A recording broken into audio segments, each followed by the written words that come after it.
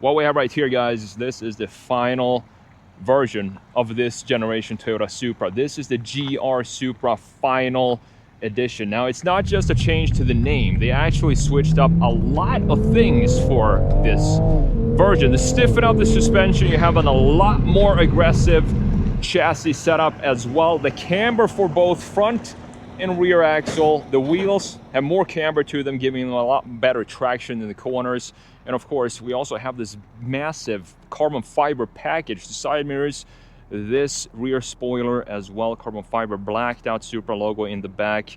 I mean, for me, the Toyota Supra, this generation has always been a little bit of a disappointment for me personally. The reason being why I think this was a disappointment when it first came out is because Toyota hinted that they were going to make a new Supra, and they came out with the concept, the FT1 concept, which looked absolutely nuts, specifically in this liquid silver color that they had. It looked almost like a new Lexus LFA when it comes to the proportions. And then they came out with this. And some people, I mean, a lot of people said that, yes, this is a BMW underneath. And yeah, it is. There's a lot of BMW parts here. But the thing about this, though, would you rather not have a Supra at all? Or would you still want to have a Supra that has some BMW parts in it? Because that is the only way Toyota was able to make this feasible financially, to build a new Supra, was to partner up with BMW. And the styling overall, I mean, it's grown on me over time. There are a couple of things, of course, all the fake events that we have going on across the entire body of this that I want to change up. But overall, the styling, it looks good. Do love the headlight design as well. So what we're going to do in this video is go into a deep dive of this design and this new final edition for 2026 and see what this is actually all about. What did Toyota do with the final edition for the Supra? And then of course we're going to have a look at the interior as well. Overall, I think the proportions looks pretty clean. But before we do any of that, we're going to pop the hood and see what is actually powering this thing. So here we have it, the 3-liter turbo inline 6, putting out 382 horsepower, 368 pound-feet of torque, connected to an 8-speed ZF automatic. Of course, you can have this in a manual. I wish this was the manual. I would want to feel it. I've driven it once. I think it was 2024 model year. It's actually a review I have here on the channel. I really like the manual transmission. The auto is great as well. Rear wheel drive, all that power, almost 400 horsepower straight to the rear wheels. 0 to 60 in about 4 seconds. Fuel economy comes in at 22 city, 29 highway. Price for this, as this one is spec'd, sits over $71,000 for this vehicle, which might seem like a lot for a Supra, but keep in mind, this is the final edition, so there are some changes too. As I said, the brakes are bigger, suspension's different, chassis overall is different as well. We have the carbon fiber bits, the canards in the front, the big ducktail in the back, close to 50-50 weight distribution as well. It weighs only 3,400 pounds, which is not bad at all. And look at the opening of the hood. It has this clamshell design that the cut line for the hood actually goes down to the side and not just up on the top right here. I think it's a very, very cool car still, even though, yes, I still wish we had the FT1 from Toyota in production. So let's close this back down. You can see the brakes here as well, GR. The overall layout here, I think it looks very, very clean.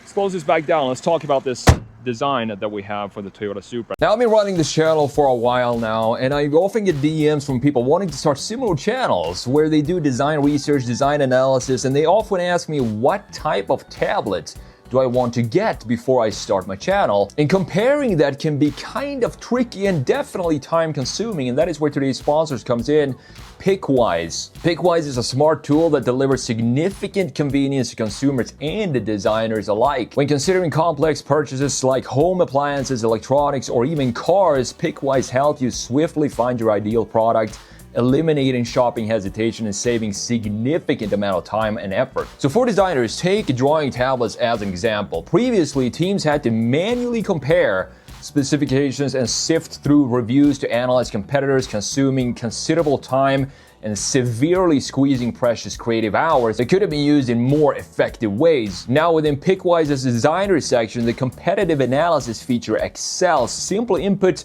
for example, compare Wacom Cintiq 16 to the Huion Canvas 16 to instantly generate a detailed analysis report complete with practical optimization strategies informed by past design experiences. There is also something called trend analysis, which is equally impressive. This identifies emerging tablet trends used to be both time-consuming and unreliable. Now, typing in, for example, 2025 digital drawing tablet trends into the designer section of Pickwize, it will generate a visual report that not only pinpoints industry trends, but also includes detailed technical breakdowns of related products, so you can get a clear overview in plain English what it is you're looking for and compare the two products very easily and quickly. Now, on top of that, there is also a built-in database function. This serves as an indispensable assistant for designers covering multiple popular sectors.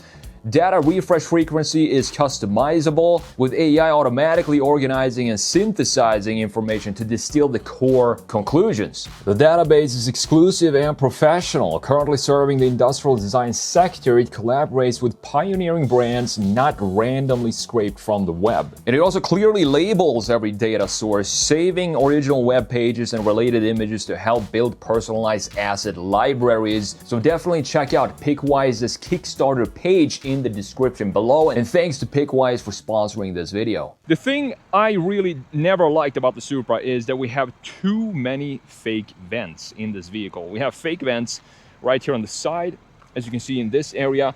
I do think this might have some opening here, but the headlight design reminds me a lot of the Mark IV Supra with the same styling. Always love this big LED that we have in the front end as well, looking very, very clean, and how this had this F1 style front and nose to it as well, and these lines that we have up top on the hood. You can see that it goes down from the A-pillar, cutting down right here, looking pretty clean in my opinion. The only thing I would want to change here is just remove this black splash of plastic that doesn't have any sort of functionality to it. Take that off and just have a clean body line there in the sheet metal itself.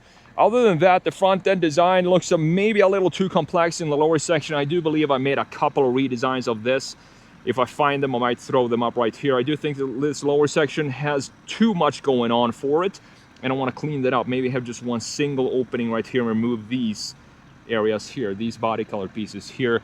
But other than that, very, very recognizable, very unique looking car, of course. The Supra, everybody knows when they see this car, they instantly know, of course, that this is a Supra that they are looking at. Now, coming around to the side view, they switched out the wheel designs, I think a year back or something like that. Instead of having those silver wheels like we used to have, we now have this all black 19-inch wheels. They don't look bad at all. The A91 Supra, I do believe, have gunmetal finish for this, but the final edition here gets these completely blacked out wheels. 19 inches, let's see what dimensions we have. 275s in the rear. I don't believe we have 275s in the front as well. It's 255s in the front, 275s in the rear. More camber, as I said, for the final edition, giving it a lot more traction in the corners, or grip in the corners, better handling. And we'll have a much 1-inch bigger brake disc and bigger calipers here as well. You can see just how big the caliper is for the final edition. 1-inch bigger rotor as well for the final edition compared to the standard Supra. We have a blacked out A-pillar. I do like that. It creates this visor looking design for the vehicle, looking very clean. And all the carbon fiber bits, both for the exterior and also a lot of carbon fiber in the interior, which I love to see. LED here, this looks beautiful with the cap for the side mirror being completely carbon fiber right there. And we have this massive double bubble roof. You can see it right here, how it dips down right there in the middle, looking pretty cool. And again, creating a much pretty unique styling overall for the Supra. Again, we have more fakeness going on in the side. I don't understand why they had to make this side so complex by adding this piece of plastic right here that doesn't have any functionality to it, and it adds an additional cut line in this area. If we removed that, it would make for a much cleaner side view, in my opinion. However, how this line goes up and creates this massive muscle, beautiful muscle over the rear axle right here, looking extremely clean. You can see how it plants the car properly on the ground when we have a look at it from this angle right here, from a 3/4, almost a rear view. You can see just how beefy everything looks right here, looking beautiful. and it looks properly planted on the ground in my opinion. Now, the rear end. Toyota did a fantastic job with this ducktail in the bodywork itself. For the final edition, you can see that we have this carbon fiber spoiler added on top of the ducktail. So it's almost like a double ducktail here. I would want to remove this altogether because underneath this spoiler, if we remove this, it has such a beautiful line flow in the back coming down from the roof, going into this ducktail that is part of the bodywork itself. And this to me looks a little bit maybe too aftermarkety to have this big ducktail on here. And that is the main reason why if we just remove this altogether, it would create a much cleaner layout for the Toyota Supra. Just remove that altogether. But looking at it from this angle, it's a pretty sweet looking machine from Toyota, I have to say that. And still today in 2025, this being a 2026 model year, it still has that very nice modern look to it that I want to see, and it could still be around for a couple of years and still look modern. All the way back here, looking at it from a straight rear view, full LED taillights, of course, looking beautiful. I like how it goes down here and creates this area here, this big chamfer. Again, planting the car properly. Beautiful LEDs, dynamic inside of this blacked out housing for the taillight unit. We have the blacked out Supra logo here in the back as well, Toyota logo here, and of course this big carbon fiber spoiler. Let me know what you think about this. Would you keep that or would you remove it altogether? I would probably remove it, sell it on eBay or something, because I definitely prefer it without that specific detail in the back. All the way in the lower section, dual bazooka tailpipes in the rear. And look at the plantedness that we have here. Looking absolutely stunning in my opinion. I like that we have dual exhaust in the back as well. And to me, Toyota, they teased it with the FT1 for sure, but I still think turning it into a production vehicle, they did a pretty decent job, even if they had to cooperate a lot with BMW, of course, to make this a reality. Let me open up the trunk and let me show you the storage you have underneath here. This is a proper GT car for me because you have plenty of storage in the back, even though you have to lift it up a little bit, obviously, but you do have a nice space in here, and you can see it stretches all the way to the passengers, so it goes all the way through. So if you want to reach something back here from the front seat, you can do that. We do have the big speaker set up right here as well, looking beautiful. So if you want to take this on a longer road trip for 2 people, no problems at all with the amount of storage space you have in the back. So we talked about the exterior design. Let's jump in and have a look at all the beautiful carbon fiber that goes on in this stunning interior. Now, we talked about the beautiful exterior design of the 2026 Toyota Supra. Let's have a look what's going on in the interior, because this is where it gets really, really interesting for me. It's such a pleasant place to be in. Extremely cozy, everything being blacked out, no sunroof, don't want to see that, of course. The seats looking great as well. Gonna go into more detail of that in a minute. You have power assistance right here, memory seat settings in that area, Toyota Supra as you step in. So let's step in here and let's fire this up. It's actually already on. It just has the automatic shut off on. Actually, let's, I guess, fire it back up because it turned itself off. But look at the gauge cluster. I really like the layout here. I thought this gauge cluster actually had a glass panel in front of it, but you can actually touch all these small details here. I'm not sure if you can see it, but all these small details, you can even touch the screen here. You have the fuel gauge right there, the temp gauge on this side in that area, big tachometer in the middle, of course, and it switches up if we go from sport to normal, switches up the gauge cluster a little bit. And I love the fact that this only has we got 2 drive modes. You either have it in sport or you have it in normal. Those are the 2 drive modes you can choose between. It's not 58 different drive modes. Love to see it up here. Now, of course, everything in here, a lot in here is going to be BMW, taken from BMW, which is totally, again, totally fine. You can see all these settings for the light settings here straight from BMW. This area is also BMW. This screen is BMW. Doesn't matter to me because we still got the Supra. That is what's important to me. I love that we have the carbon fiber here for this final edition, looking beautiful. Gauge cluster, I mean, the infotainment screen, it's not the most complex one. If you've been in a BMW, you're probably going to recognize what's going on here. You can go into the map, of course, and have that be full screen, but you want to have it if you have a phone. You just connect your Apple CarPlay or Android Auto. You connect it wirelessly to this screen, and that is all you need to have that be, you know, functional with your phone. It's not wired, thankfully it is wireless.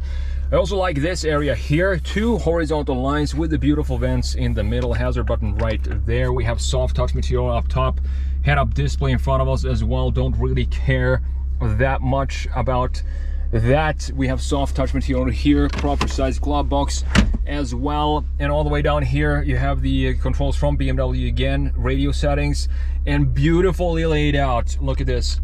We have the controls, toggles, buttons for the climate settings. However, there's one thing I still have not figured out with this climate setting. How do you sync the temperatures between these two? If I want to change this, I want this to be the same. I haven't figured it out yet. I should be able to, since this is a pretty normal BMW system, but I don't know how to sync the temperatures here, which is pretty annoying, to be honest. I just want to have a sync button somewhere. You have heated seats, 3 different levels right there, and of course the toggles rubberized for the climate settings. If BMW could go back to this, just implement this entire section in their new cars, I would be extremely happy to see that. But that's probably not going to happen, because now we have the Pano iDrive system that's coming out for the new 3 Series, for example. It's going to be complete mess.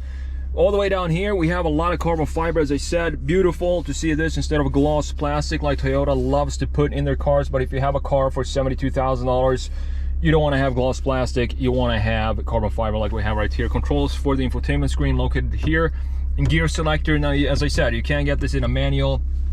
I have reviewed the manual here on the channel. Personally, absolutely love the manual transmission. It's great, but the ZF 8-speed is also fantastic. You can go into drive, put it into manual like that. We can put it into sport. We actually are already in sport. Let's put it back into park, rev it a little bit, because it sounds really good. It sounds fantastic. And we also have the parking brake right here. You have the traction control on and off. In this area, you have automatic shut off, red lights on and off right here. And you want to turn this off, obviously. If you're in sport mode, this is always going to be off. But if we go back to normal, you have to manually turn that on and off.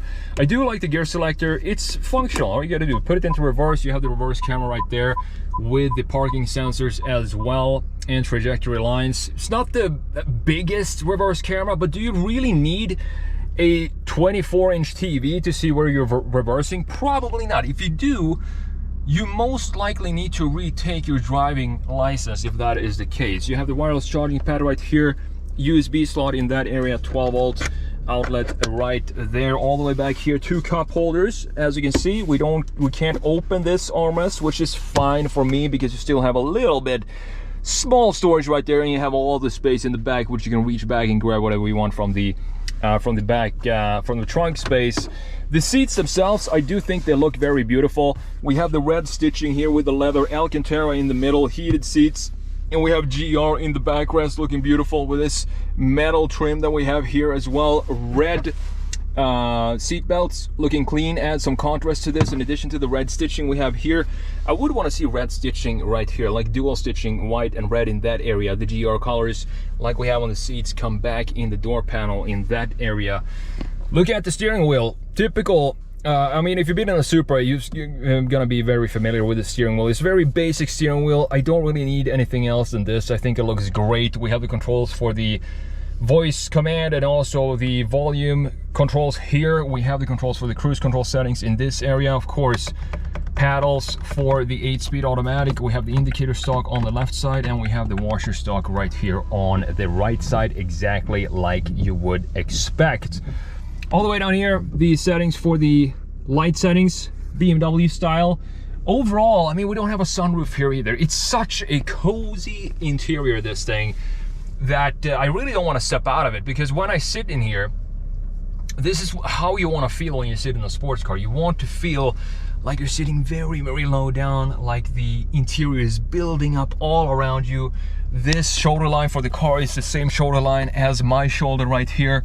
Beautiful. So I feel like I'm sitting deep down in the vehicle, and that I'm wearing the car. That is the feeling I get when I'm sitting in this Toyota Supra. So it's fantastic sports car feel. You don't want to feel like you're sitting on top of the vehicle, and you definitely do not feel that right here. So with that said, we talked about the exterior design, the interior design.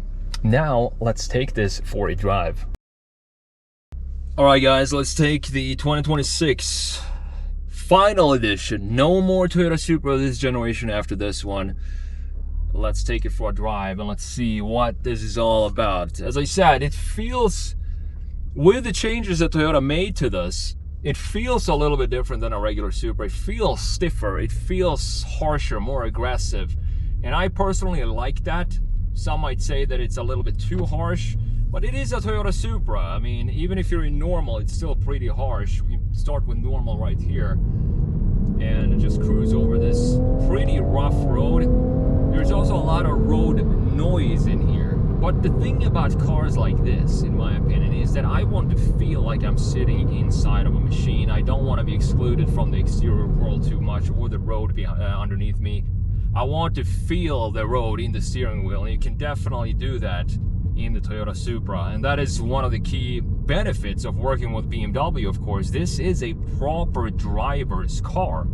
You don't really want to be a passenger in a Toyota Supra because it's all about the driving experience, even if we have this 8-speed automatic in this case. Personally, as I said, prefer the manual for the Supra, but it's a very nice driving experience. 382 horsepower, so let's step on it here. Oh yeah, it definitely goes. It definitely goes. We're going uphill now, 368 pound-feet of torque, connected to this 8-speed automatic. All the power is going to the rear wheels, which is what you want in a car like this. You can, of course, turn the traction control off. If you want to do some drifting with this, you can do that. And the styling, the exterior styling, I think Toyota overall it's a hit, I would say, the exterior styling generally for this generation of Supra. But they do definitely have some misses with this design. The biggest one being all the fake vents. That's so unnecessary for this car. I'm in manual right now, so let's go down to second gear.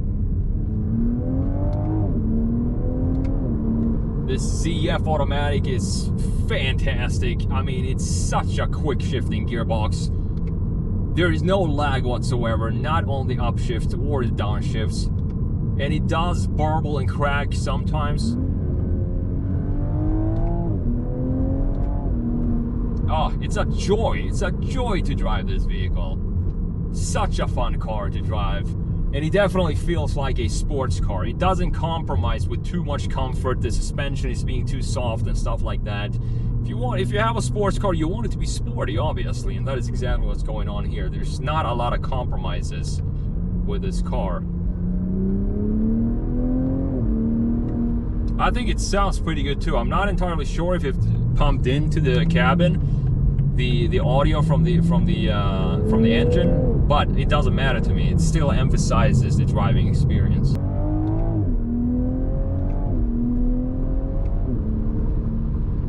Coming onto the highway here, doing a quick pull, never gets old.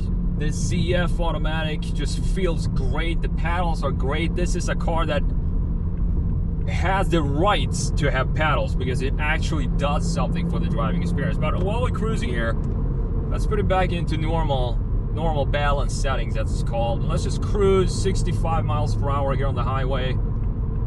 It's a little bit noisy, I have to say, but the thing is, I actually appreciate that it is a little noisy in here because today's cars we're getting too disconnected from anything mechanical, anything that has to do with the machinery itself, and it feels like you're sitting inside of a living room driving it. That's not what you want in a sports car. You want it to be a little noisy like this.